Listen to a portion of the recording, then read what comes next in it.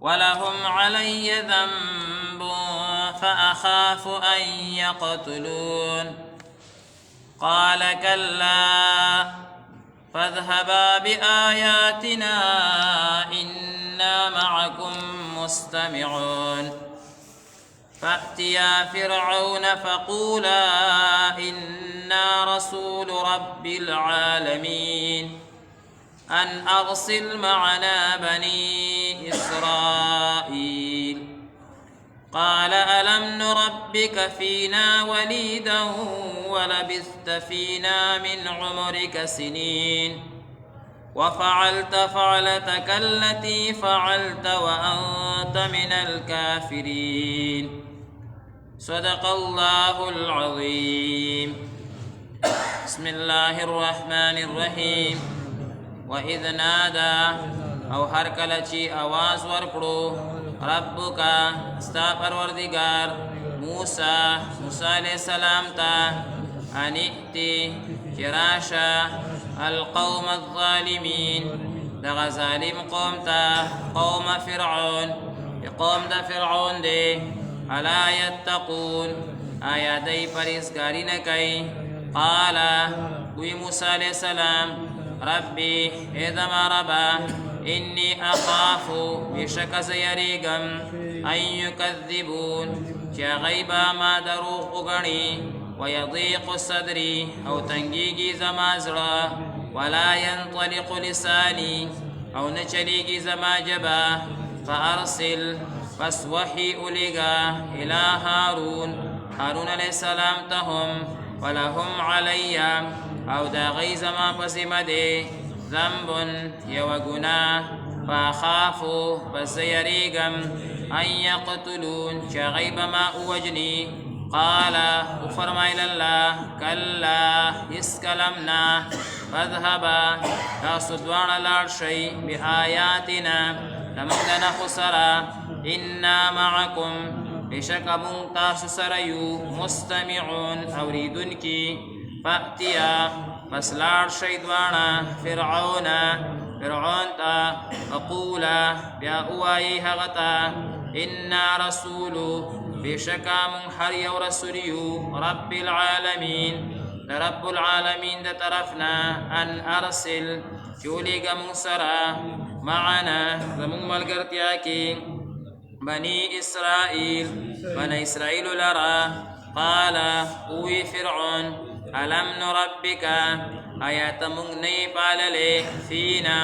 پخپل کور کې ولیدن وړوکوالی کې ولبست فینا او پاتې شوی زموږ میس کې من عمرکا د خپل عمرنا سنین ډیر کلونه وفعلت او کړیو تا فعلتک التی والهکار شي فعلت کم دی کولو وانت من الكافرین او تنا شکرئی قال بسم الله الرحمن الرحیم مخکینی آیاتونو مبارکو کی ما تاسو ته عرض کو چې نبی کریم صلی الله علیه وسلم ته الله تبارک وتعالی تسلی ورکا لعلک باخع نفسک الا یکونوا مؤمنین سرا چې اے نبی کریم صلی الله علیه وسلم کچری دا کافران ایمان نه وروړي نو ته د خفګان نازان ممړ کوه نو ما تاسو ته عرض کو چې که یو کافر په تقدیر کې دا لیکلی شوي وي چې دی به ایمان نه راوړي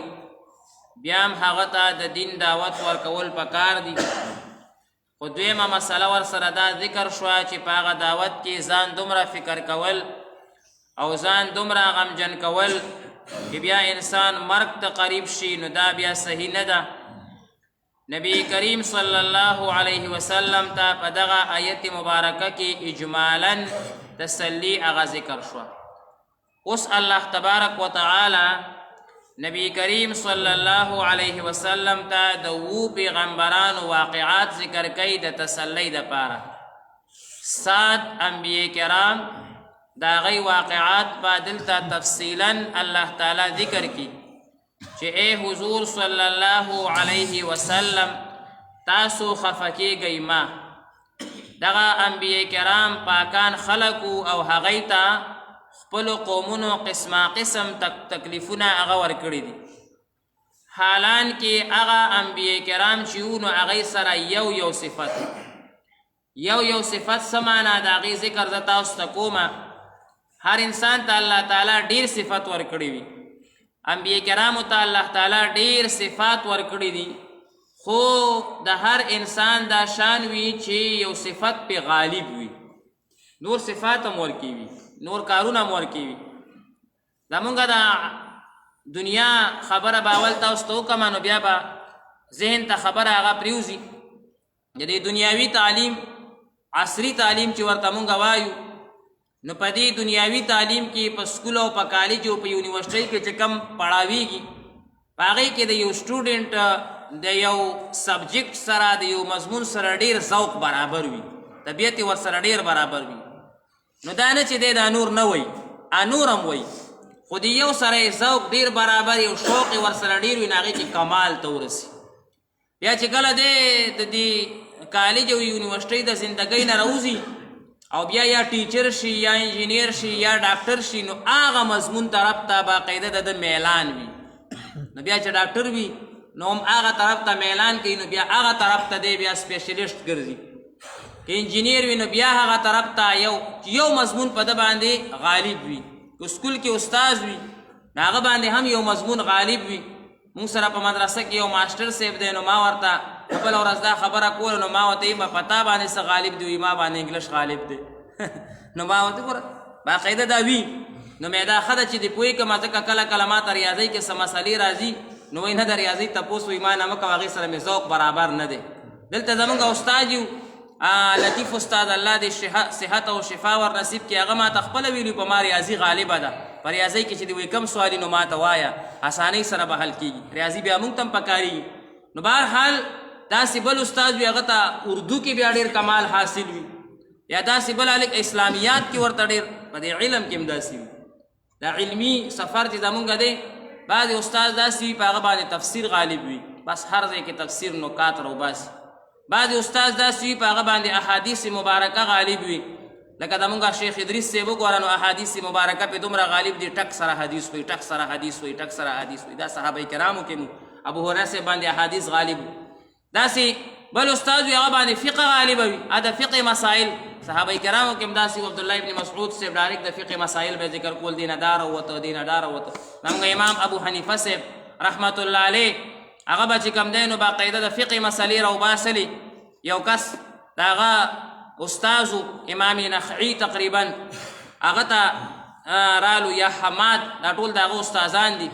نو هغه ته رالو ورته یې وي دا مسله ده، د امام ابو حنیفه صاحب استاذ دی، هغه ته یې څه مسله ذکر کړه چې د دې جواب ما ته راکړه. نو هغه ورته وی خفه نه شي، زه مسایلو والا مولا نه یم، یعنې مفتي نه یم. ته چا مفتي ته لاړ شه او زه احادیث والا یم، زه احادیث پړاولی شم، د فقه مسایل هغه ما نه تپوس مه کوه. نو هغه چې روان شو نو د امام ابو حنیفه صاحب د خپل استاد ته وی استاد جي که اجازت وي د دې مسلې جواب به زه ورکړم. وایي ورکړه. هغه کس ته واس کو راش، زما شاګردانو کې الله پاک داسې کس پیدا کو چې جواب درکولی شي. جواب یې ورته ورکو. نو چې جواب یې ورکو نو هغه لاړو، ډېر تشفي شوه، خوشحاله شو چې زه شکر دی څه به ګرځېدم، مفتي هم دلته پیدا شو. نو هغه استاد د امام ابو حنیفه صاحب ته وایي دا جواب دې کوم ځای نه را پیدا کړی و؟ وایي دی تاسو نه مې بله ورځ حدیث ویلی و د هغې نه مې دا رایستی دی، هغې نه مې دا رایستی دی، دې ته فقه ویلی کېږي. د امام ابو حنیفه صاحب رحمت الله علیه ورته وایي مونږ میډیکل سټور والی یو، ته ډاکټر یې.